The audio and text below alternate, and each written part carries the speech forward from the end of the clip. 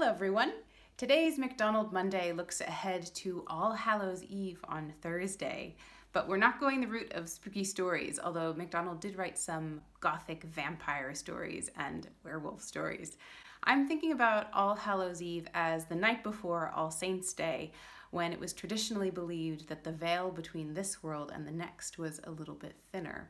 I'm not sure what MacDonald thought about that, but I do know that he thought that reading could be a way of connecting the living and the dead, metaphorically speaking, and spiritually speaking to some extent. If a reader wants to connect with a dead writer, then she should read a book in an open and attentive way, seeking to understand the mind behind the book. Then, if she does this, she will enter into an understanding with the spirit of the departed poet sage. He's talking about Shakespeare here. And thus, let his own words be the necromantic spell that raises the dead and brings us, the reader, into communion with the dead writer.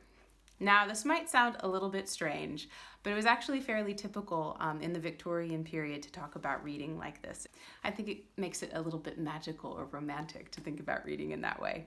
So maybe on this All Hallows Eve, you can think about curling up with a good book, maybe a George MacDonald book.